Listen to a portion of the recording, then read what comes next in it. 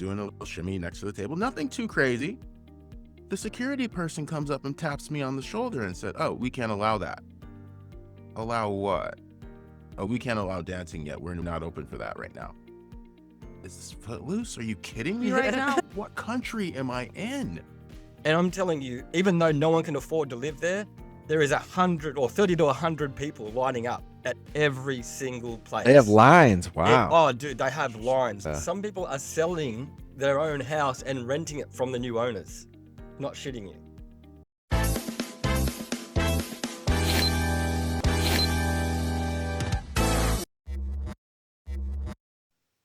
Hello. G'day, Justin.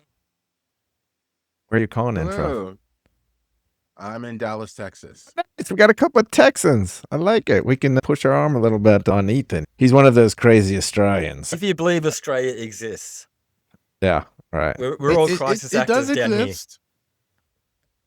here. Have you all seen this video? Have you seen the thing of Afro Man? Do you know what I'm talking about? Which one? So he's a rapper. I'd never heard of him before. His name's Afro Man. Oh, just recently, right? He is famous, but his name is Joseph Edgar Foreman. My name's Joseph Edgar. So I have been seeing it now cross paths, but he had his house raided by police and he had cameras everywhere. So he filmed it and he turned out he was completely innocent and went through this whole court case. And then they all sued him because he created all these rap videos of the cameras in his house. So they sued him saying like, "Oh, you've messed up my career." And they ruled that like, well, no, he's allowed to use it as content. It's private property, right? Yeah. So he has one of the police officers like walking in his house and like he's carrying a gun and he looks down. He keeps looking down at this sponge cake, like a blueberry sponge cake. I've never even heard of a blueberry sponge cake. But he like looks down and he comes back around and he's like looking at it almost like he's going to grab a bite. So he makes this rap video about like my blueberry sponge cake. And then it has the police officer in it so often. So it's pretty funny. They did a whole bit on it. As if he didn't call the cops himself. He called the cops himself, knowing he could film it. Well, what's weird is like they were searching for kidnapping, drugs. I mean, the stuff. It could be that he called them in on himself. Well, he was going to go to school, and then he got high, I think, right? Yeah, that's possible. You have to look it up, Afterman. It's actually some of the songs. I'm not going to say catchy, but they're worth a listen to, and the humor given. The hearings in the court are hilarious because they play his video in the court. Yes. And it's like this, it's this small little court and the two prosecutors like take it so serious and then they show it and you can see the people in the audience like kind of like, yeah, they're trying not to dance. The jury's dancing, the judge is dancing. after the beat comes in, they're all kind of like, he's kind of like tapping. You see the judge kind of like trying not to tap.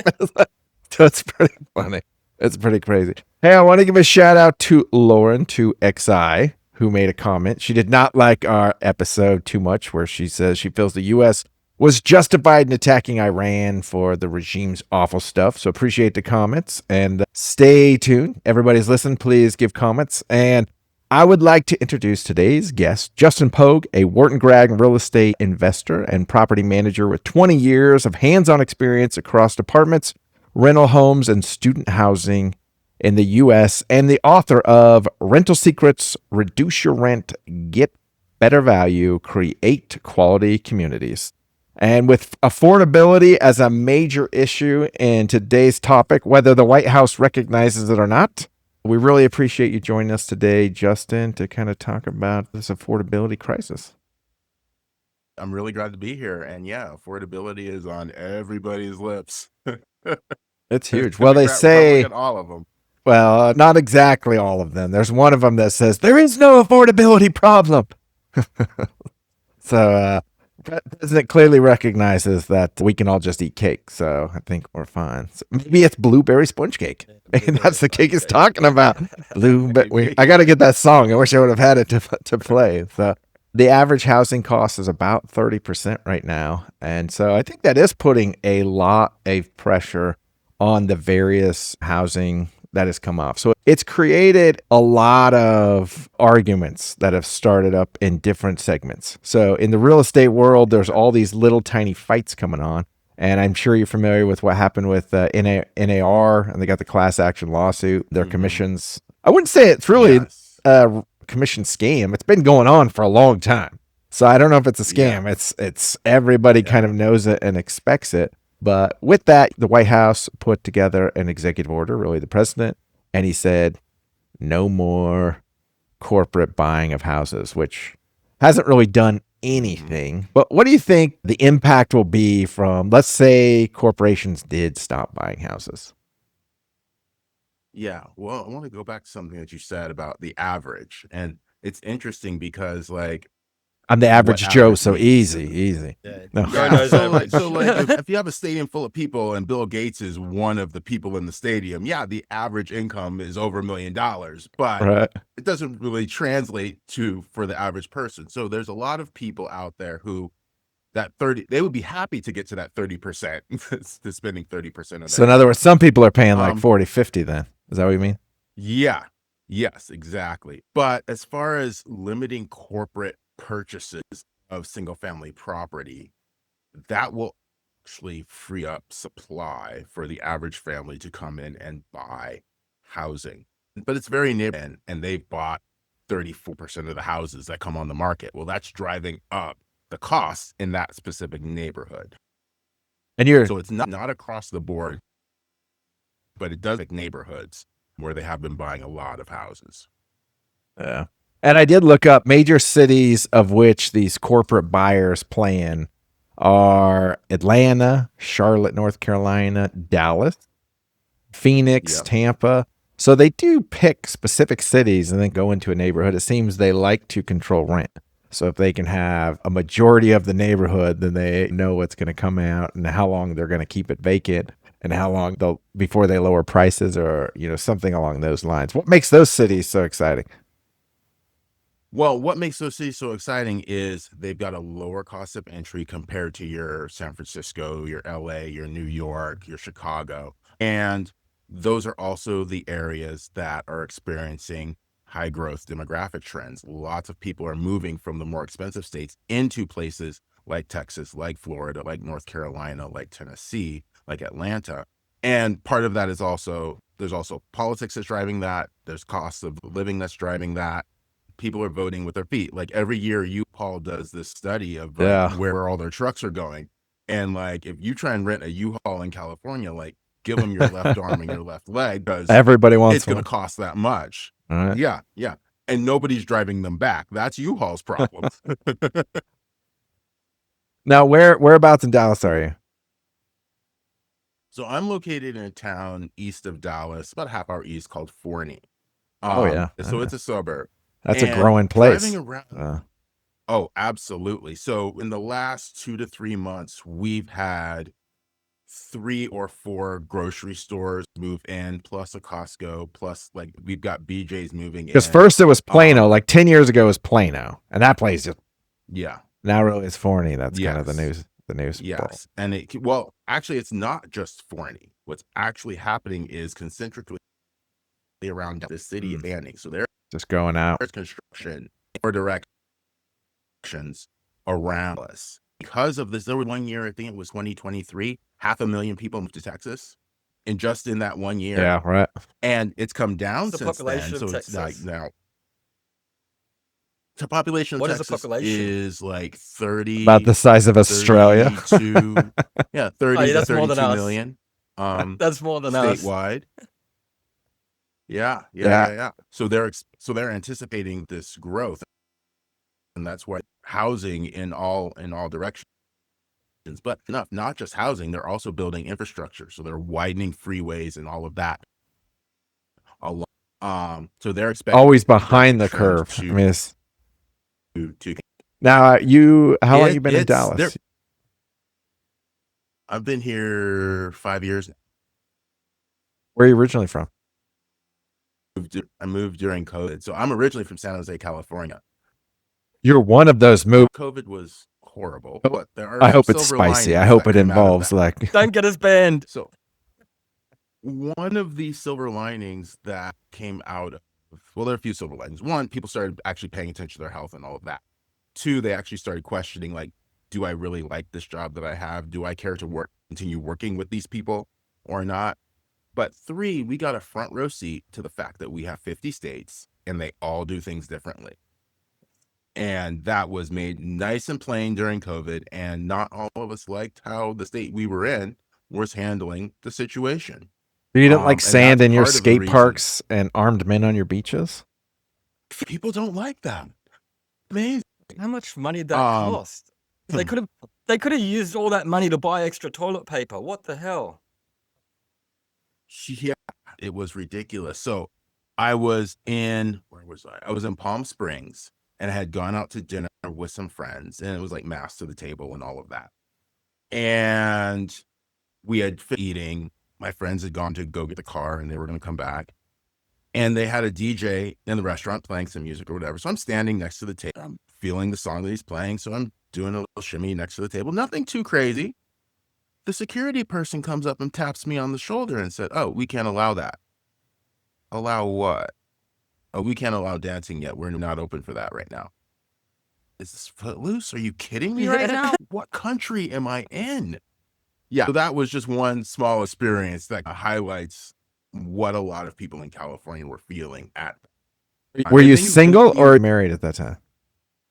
No, I'm single. Still single. Okay. I just Oh, wondered, easy. like, That it is does make it easier. You can move, because sometimes we found often where there is a contrast between the relationship. Like, no, we're not leaving. This is where it is. So that makes it easy. You're like, listen, Yeah. you literally voted with your feet. Yeah. So the COVID stuff, the political stuff, the taxing stuff, the cost of living stuff, like it all congealed into, Now, now is the time to. What about the cost of living? I mean, did you find a big comparison from California to Texas? Yeah. So like my sister moved the year before me. And just to give you an idea, she was living in a 2-bedroom, 1-bath. Dallas? She moved to Dallas? She moved to Dallas. She was in California, San Jose. She was living in a 2-bedroom, 1-bath condo. Cost of that. Women develop faster, so that's why she moved before you. It's natural. She moved fast. She moved before me. So she sold that and moved to Texas in Dallas area, bought a house 3 times the size for less than half the price. Exactly. It was crazy, especially then. You still can get that price difference depending on what neighborhood in Dallas you want to move into, but it's ridiculous. Yeah, Austin, I've been here 20 years now, but, it went crazy during COVID. I mean, just prices. Yeah. And now we're starting to see rents actually come down a bit. In fact, I would say prices here are falling faster than the national average, and rents are falling faster than the national average because we overbuilt a whole bunch of rentals in Austin. Yeah. But it's still crazy honestly high from 2001 times. But it's a very much a supply and demand issue. If the supply is driven up and the demand remains the same, the price will come down. And it's funny, like all these politicians like Mondani and these other people are like, how do we bring down the cost of housing? And like you have a real life example going on right now in Austin, and they're not paying any attention to it. Nobody pays attention. Yeah. It is. So I don't know what it's like over there, but sorry, I just want to interrupt for a minute because I would love for you guys to come to any rental showing in Australia. Like per law, you have to see the property in Australia. So a property manager will have to take you through the property. You have to actually eyeball it, or like have in advance, or have someone eyeball it, right? Yes. And I'm telling you, even though no one can afford to live there, there is 100 or 30 to 100 people lining up at every single place. They have lines. Wow. Oh, dude, they have lines. And not only is there lines, it's usually an open house. And so they'll do a showing because the property managers can't, they have to do their time. So they'll do a showing and it'll be open for an hour. And so you'll see just people coming in, like that line moves. And we're talking maybe 10, 15, 20 people in the house at a time, or even an apartment. And even though no one can afford to live there, there's still a massive shortage. It's insane. Assume that ends in like a bidding type war or something. Well, we've had our Prime Minister step into both auction laws and even realtor laws because of the commissions that realtors are making on some of these properties now. And are they being upfront with their sellers and their buyers? And then you've got people trying to use AI now as well to do both, do property management and sell and list and close houses. So it's a very interesting time. And the U.S. national vacancy rate is now a little above 7%. So I don't know if we have the same lines, but it changes on variation. I looked up as our last topic about the corporations. Corporate owners of supply of single family homes actually only make up around somewhere between 3 and 4%. So they're actually small, and they are, as you said, They're in very these small. specific, they control a lot in neighborhoods, but not necessarily nationwide. Mhm. But then I looked as far as roommates, and we have an increase in the number of roommates. It's a new metric that is being tracked. Yes. And there is, Yes. of every rental, 1 in 3 has a roommate. But the biggest number, of course, is between 25 and 35. That makes sense, right? 25, 35, Mhm. they're still like, I can live with roommates. I got stuff. But then College. well, that's just like post-college, They're like, I'm used to it from college. I could do it longer. And these could even be like they're rooming with their parents. So it still could be there. This could be eaten into delayed household formation. But an interesting data point was the fastest growing segment are 55 and older having roommates. So that was a really interesting data Lonely. point. The topic of mental health has been like piping up very often in media circles, and living alone is not necessarily great for your mental health, as was illustrated during COVID. So there is a social aspect to living with roommates and having people to interact with on a regular basis that's helpful and healthy beyond just, splitting the It's worse, costs of the rent rooming and all with of that. rooming with Crocky or living alone. I wonder what causes more craziness. There's some trade-offs. There's some trade-offs. But also, when you get older, you're worried about potential falls or not being able to reach things or climb on higher shelves or those types of things. So having roommates, especially if they happen to be younger, can be helpful. There was actually a group in Oakland, California, that was trying to find housing for teachers in the school system. And they were pairing them as roommates with old people who own their homes, had Heard a about spare this. room.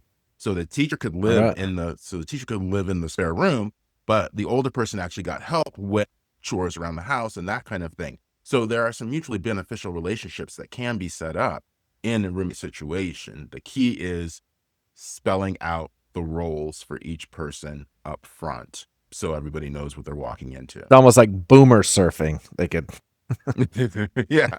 instead of couch surfing, you can, stay at different boomers' house and trade off of helping them. Yeah. It is a changing market. And to match this supply, I looked up, and November of last year, it looks like we peaked as far as just building supply. So we have existing homes that are selling out there, but then matched to it are new construction homes. So on an average year, we're doing about 4 million in existing homes trading hands. And there's some highs and lows in there. We're kind of in a low at the moment. But a high would be like 4.3 million in a year. And right now we're at about 4 million, which is a low. And then we have new construction, which averages about 750,000 new homes built a year. And right now we're annualized, and this is just from November, kind of a peak, all the way down to now, which we're at about 500,000. And so new homes are slowly getting into this mix. And it brings up, because you can't have a new rental if you're not, building and selling. And it brings up this new war that's happening that started with Zillow and it went on to Compass. And they're battling back and forth about these pocket listings and hiding some of these fees. And it brings up how much of and this goes back to that NAR case where the agent, and it's slightly different in Australia because you don't make as large a commission, but in the US, you can make as much as 6%. So the selling agent and the buying agent both have this potential 3%.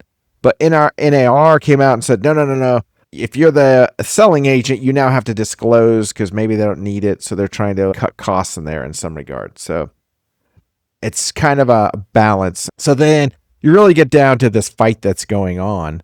And Zillow came out with a movement to say, okay, and it really comes to pocket listings. And I don't know if you're familiar on the topic of these pocket listings, but what's happening is Zillow is saying, all right, if you're going to have pocket listings, if it's listed for anywhere longer than a day anywhere else, what happened is Compass came out and said, all agents, you must list your stuff for 30 to 45 days as coming soon.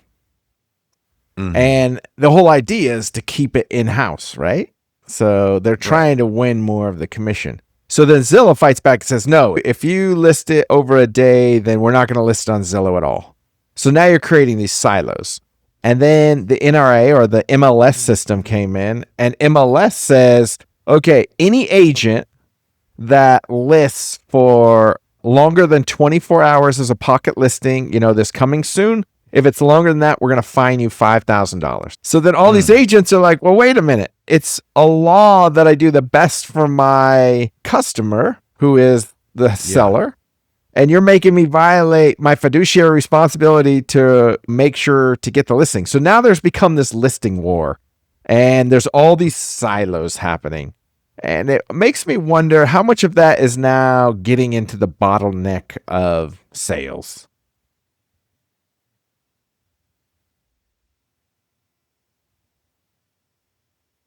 I mean, well, first of all, sales are down anyway because the prices jumped crazy through COVID and all of that. And interest rates have gone up. Well, between agents and the MLS and all of that, if I'm a seller and I need to sell now, I don't care about the pocket listing. Get it out there. Put it out there. Get people walking through my house so I can get it sold and I can move on with my life. Because what I don't want as a seller is to have to move and now I'm paying double mortgage or rent and mortgage in two different places because my life needed to move and your inside baseball is holding me up. That's what I don't want to have happen. In other words, you're saying get it on as many sites as possible to find me the most viable buyer.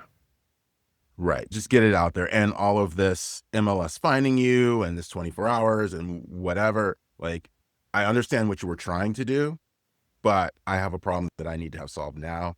And let's get it out there and do what we can do now under the rules. Or while this gets hashed out, let's get out there and get my stuff sold because I don't have time to wait on you. And what's weird is there's arguments both ways to pose the two issues. One is, oh no, if we do a pocket listing, we're helping the customer because we potentially get a higher price. So they're saying like, oh no, we'll do pocket in-house and we won't tell the public about it, but the only time we're going to sell it is if we get a higher price. But then some have pushed back and it's like, it's not true. You know that if it doesn't sell, your commission will probably drop to 3 to 4%. And so then they say, well, in-house, they know they can probably get 5% if they actually come out at a lower price. So now some are saying like in-house, they're selling them at a lower price, actually hurting buyers. So, but no one knows. They don't have data around this. It's just the argument of both ways where they can actually make more money by selling it cheaper, which now hurts the consumer, and even selling it more later because, as you said, you got a mortgage, you got stuff. I mean, you wait 2 months to sell my house and it's cost me a lot of money because I had to pay the mortgage, I had to pay the insurance, the HOA dues, and all that went into that extra time. Let's actually clarify who they are. So there's the realtor, but then there's also the broker or brokerage. And that 3% or 6% fee is split between both of those entities.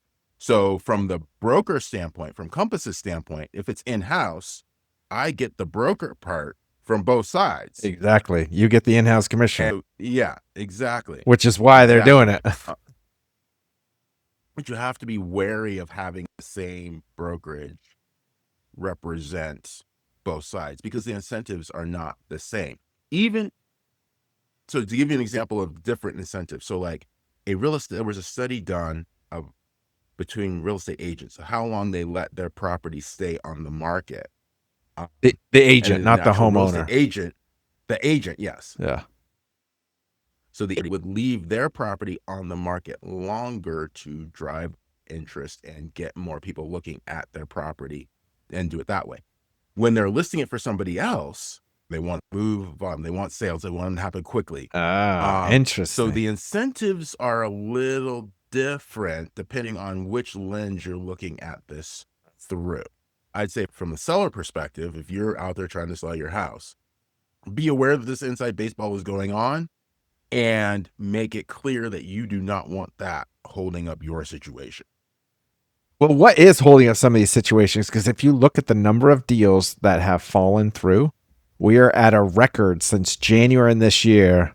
So it's the record number of deals. Yeah. It's something like 1 in 7 is, falling apart. So it's a pretty high number. Lots of things are happening. So as I mentioned earlier, the actual costs are let me reboot and come back in. I remember number of deals falling through and why Yeah. they're doing breakups. Yeah, is getting finance a problem with all of the, like, so I imagine you've got to go through that budgeting, right, when you're applying for stuff, and I imagine with all the extra expenses, I imagine things are getting out of control, right? Well, they changed it in like early 2000s. You could do what's called stated income, and that's where this whole real estate bubble. And post 2008, now they're like, no, verified finance only. So now all these show lenders, us your bank accounts, ins and outs. So now they scrutinize it much more. But I think one of the bigger things that locks it is if you look at mortgages, 55% of mortgages are under 4%. 75% of mortgages are under 5%, and 25% of mortgages are basically under 3%. So we were down to about 5.5, and then Iran happened. And now we're at about 6.5. So if 75% of your mortgages are under 5% and you're at 5.5, then I could see there's a lot of people who are in a house that are saying, like, I'm not going to move because look at how much money I'm saving, just saving a 0.5% on my mortgage. And that's an answer. So if real estate's slowly appreciating and then you have a mortgage, that's a helpful thing to you because now you have this little kind of niche in the savings. So the unlocking, I would think, is you would have to be at about 5% to convince 75% of the market that they're going to sell. So then what's weird is you see rents dropping, but you see home prices only slightly dropping. And that story makes sense to me in the sense that, all right, I put my house on the market and I know it's been for sale for 6 months, but I don't care. If I don't get what I want, I'm not selling because if I move, I know I'm going to pay a higher mortgage. So it's got to be worth it to me. So nobody's willing to lower the prices. And then you have all these buyers who they'll come down a little bit, but you don't have a lot of wiggle room. So now if deals are falling through, there could be a few things that are, I mean, because you don't know why deals are falling through, right? They don't necessarily say, but having so many. Here, there's actually people that are starting to choose. I don't think it's a good bet either because, like you're saying, with inflation, it's always a good bet to have property. But there are some people because, like, it's a percentage matters when it's like, or 0.5% matters when the properties are $1 million plus, right? And most of the properties are $1 million plus, right? And so the owners can't transfer that onto the renters anymore. And so you can go rent a mansion, like you can rent multi-million-dollar mansion here for Less than a quarter of what your mortgage is going to be over 30 years. You know what I mean? Well, to that point, I just talked to a guy today. He lived in Santa Barbara, California. He was a block away from the beach. He was a pro surfer. So for him, it was like, I surf every day. I just need it. And he cut his costs. So he sold his house. And even though he said it like a $50,000 loss when he sold his house, he's lowered his monthly expenses by $8,000. So he went from 18 to 10. So like, wow. So he's like, I just want to be a renter. I don't want to do that anymore. This is like way easier. So it really answers kind of, some people are that idea that you're putting in there. Some people are selling their own house and renting it from the new owners. Not shitting you. Oh, like a sale leaseback. Well, I was just saying because of Joe, because of the percentage points on some of these properties are so high, people want to live where they want to live, or they don't want to move. But the thing is, it's too much to keep up with the mortgage, so it's actually better for them to go into renting. It's insane. We're just talking about 75% of mortgages are under the rate of 5%. So maybe we have to hit that below 5% before we ever see an unlocking to really see anybody, because we're trying to figure out, like, why are all these deals falling through? I mean, there's lots of buyers. They're kind of in there hunting around, like, why? They already had the deal. They figured it all out. What's going on now?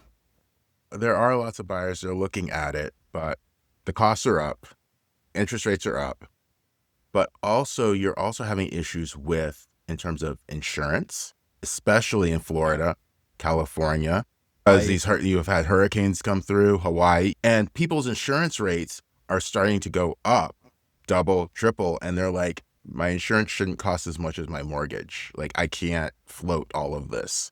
And that's even higher in the rental world, right?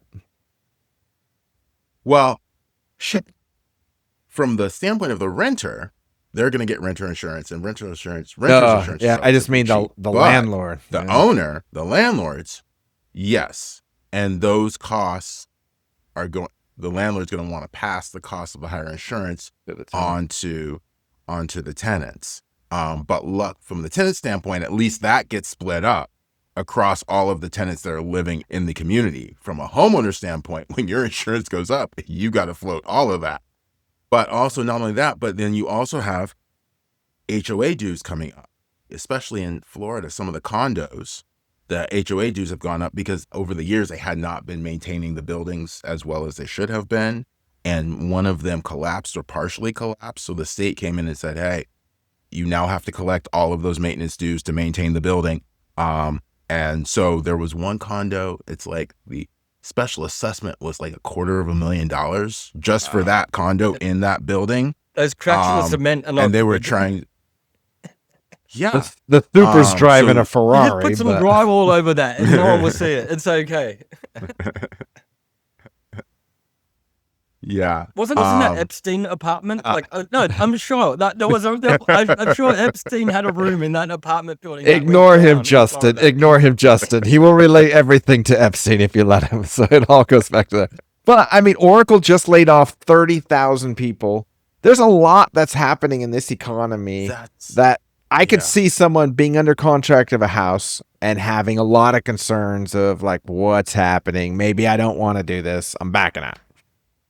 Yeah, you kind of almost touched on it, the whole AI thing. Am I in a job that I will be replaced? Because I'm making a 30-year commitment on this mortgage. Am I in a role that's going to be replaced in 5 to 6 years by AI? And what is that going to look like? They said 2 years. Just, You it's bring always up 2 years. All I know, that it's jobs gonna are be going 2 to years. go in 2 years. Yeah. I wonder how AI fits into negotiations. And here's what I mean. Okay, I'm a landlord. I got lots of rentals, but I don't deal with this as much. And I just heard a recent story of a house falling through with AI being and I was like, it makes sense where a home buyer or a renter is now using AI to help negotiate.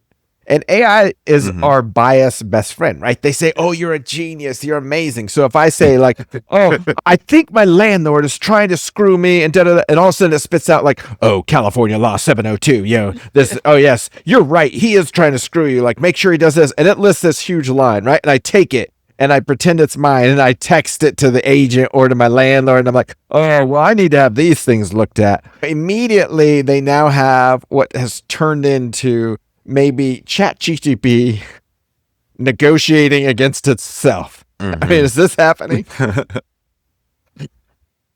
It is happening. Like, for the most part, the landlord class, they've got consultants and marketing people that they can hire to help them deal with their issues and lawyers and all that. So the renter doesn't really have that. The renter does have AI, and they'll ask AI questions. The trick is what AI spits back out. Does it actually apply to your situation? Do you have proof that it applies to your situation? Like, can you go into your apartment and take pictures that relate to what AI gave you and then make that argument? The important part is to make an intelligent argument for your situation that your landlord can then look at reasonably and say, okay, yes, this is valid, or no, this is not valid. Don't just take a laundry list of what AI has and throw it in your landlord's face and tell them to figure it out. Need like the logical AI, because AI is going to tell them like, oh, yes, you're entitled to all of these. And then the renter's like, oh, I am. Like lead-based paint, there could be lead-based paint and I could get poisoned and sick. And you don't realize like that's just a standard form, right? And so now you think they have a negotiating term. Yeah. It's like someone looking at it's really the understanding of what those rules are, why they're there, why they're in place, and whether they actually apply to you or not.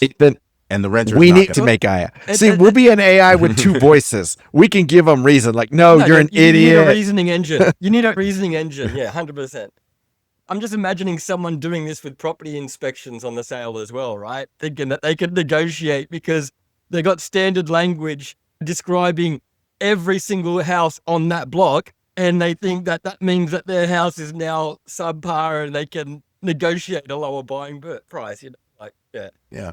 But what we're bringing up here is that you don't really, the market doesn't give you anything. Like, you get what you negotiate, you get what you ask for. And it applies to that 30% cost of living that we were talking about at the very beginning. Like the market doesn't owe you the fact that your housing only costs 30% of your income. You have to negotiate that and make that happen. And same with renewal, same with the property inspection. You have to have the knowledge to have those conversations intelligently. So AI is not going to save you. AI is like a calculator. If you put garbage in, you're going to get garbage out. It doesn't make you magically smart. I mean, it is because most of it comes down to people, right? If you're going to make a negotiation, it is two groups saying like, okay, we agree. And I wonder how much AI irritates the other side to where, all right, I'm done. I don't want to do this anymore. I mean, how do people ultimately get into a point of saying like, okay, what is the most important thing I need to negotiate? Because they may be negotiating who's going to change the doorknob. And if you're saving $500 in rent, it doesn't really matter. But that ends up killing the deal because AI or some influence has told them, like, you can get this. Oh, he's trying to screw you. Keep fighting on this. Do this and walk away. And the other thing we're highlighting here is from the renter side, there's a whole lot of emotion that's tied up into this. And part of what I talk about in my book is the psychology that most renters have when they go in to rent someplace. And it's a consumer mentality. And shifting away from that consumer mentality is going to do them a world of good when they actually get into negotiating. I was on another podcast. You said the consumer reality? So people have been trained to be consumers.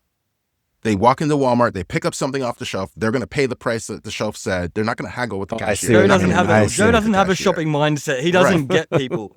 But yeah, when I go to the mall, Joe, all of a sudden things look a lot tastier than they usually do, right? Clothes look a lot sexier than they usually do. When I'm at the mall, when I'm not at the mall, I don't feel like shopping, right? That's what you're saying, Justin. Yeah. So, to never shop, I'll be honest. Yeah. So I was on another podcast and a podcaster asked me this question. He's like, well, how do I get a lower price on an apartment that Are you trying to say other podcasts had a better question than we do? Is this what you're implying? Do better, Joe. Do better. No. All right. Okay. Tell us your question. We'll do better. Where I'm going is, he's like, well, I've fallen in love with this apartment. How do I get it for cheaper? And I'm like, well, you've already shot yourself in the foot. He's fallen in love. Yeah. First, you've fallen in love with the apartment. Yeah, you have no power to walk away. And if they know that, then your negotiating power is through the floor. Like, you don't have any negotiating power left because the power is in your ability to say no. This is the poker face. It's like, oh, I don't need this place. I could live here. I could live here. This could fit me. It's all right.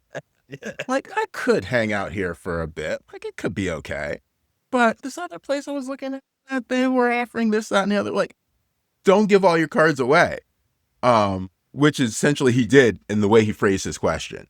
And that was what I was pointing out. So that mentality, that psychological piece is really important if you're going to negotiate with somebody, because the market doesn't owe you anything, really. You just, whatever you can negotiate is what it's going to give you. And Justin, it reminds me of the ugly houses, right? Like, you see an ugly house and no one wants to buy it. And then someone buys it and they literally pay $2,000 and give it a new paint job.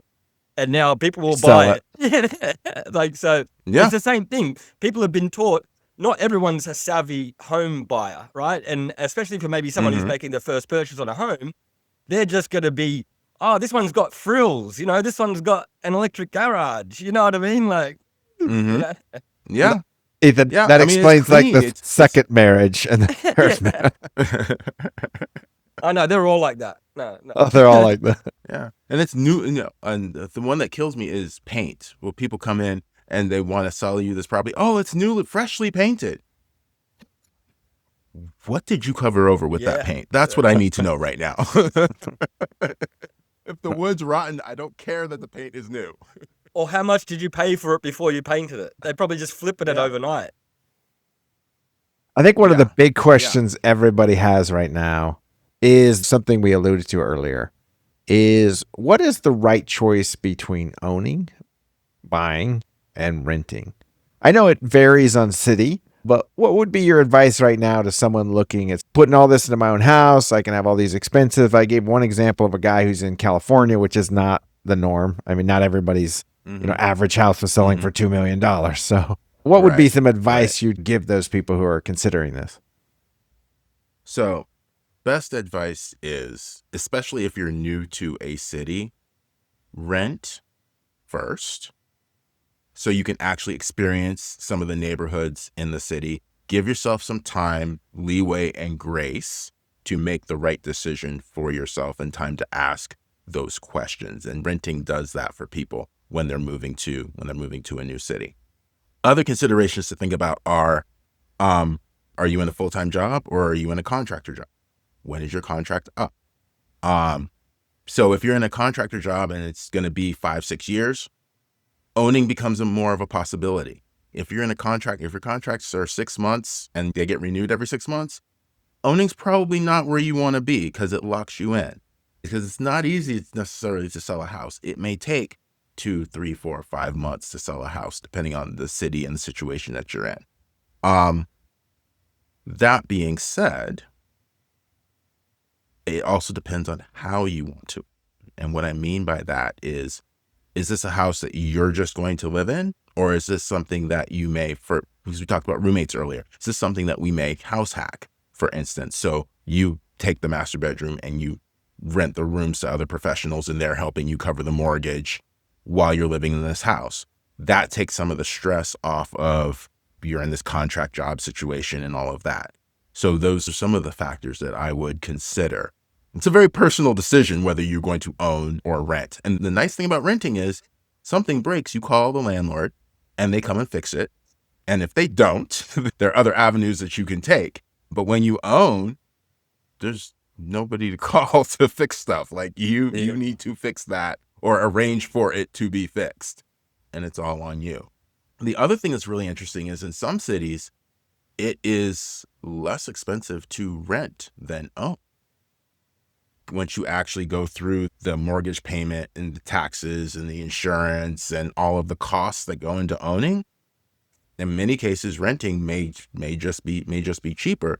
Because as we alluded earlier, those insurance costs and the property taxes are split over all of the renters in that particular apartment community.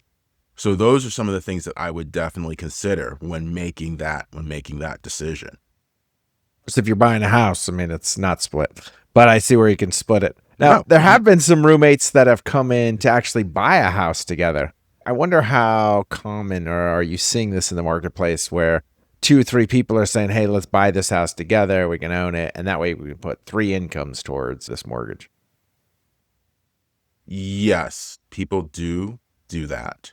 But it's a matter of aligning, making sure all the incentives are aligned. I'm trying to get Ethan to and go in on a everybody knows what they're trailer with putting me. It'd be a double wide. Yeah. Oh, for sure. Yes. Single axle, actually. Single axle. What really matters is who's signed on the dotted line to cover the lot rent. That's the big deal. Definitely be Ethan. So, Justin, this has been great. A lot of listeners thinking of trying to do rent, trying to figure out how to price themselves in it. What's some advice for them to take into consideration, knowing that they're probably going to use ChatGPT to, figure out how they start talking to an agent or a landlord? What's some stuff that they can remember and do? First, definitely pull together all your financial information, get your mortgage pre-approval and all of that together. Because if you find something that you want the person to know that you're serious. And if you're moving into that new city, definitely rent first, check out the neighborhoods, see what's going on. Because you may move in and then 6 months later you find out, oh, there's a festival that they hold on the street or in this neighborhood and everything is clogged up for a week on end, and that's not what you signed up for. Well, you're So almost definitely, dying every like, time look you at leave that your research. house, right? So like Yeah. it might just Yeah, be the yeah, red yeah. traffic light down the road. Yeah. Or what people don't think about is, like, if you live near a school at 3:00, the traffic is going to be mass pandemonium. And do you want to deal with that? But most people, when they're buying a house, are like, oh, that's nice. The kids nearby and that's a nice playground and blah, blah, blah. but they don't think about the practical realities of what's going on around. Think this about house trick or on this street. treaters. Or our van. Yeah, yeah. Well, it's not the Ethan's treat part van, that's the problem. Ethan's van that has no windows. There's lots of candy. Lots of candy. Lots of candy.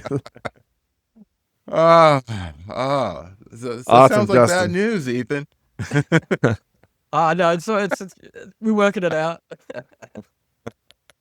This has been great, Justin. Tell everybody where they can find you, where they can find your book. Yeah, absolutely. So the name of the book is Rental Secrets. It's available on Amazon. The website is rentalsecrets.net. And we are on Instagram, Facebook, Twitter, and LinkedIn under Rental Secrets. Appreciate you joining us. You heard it here, folks. Hostile Dysfunction. Until next time, we'll talk to you later.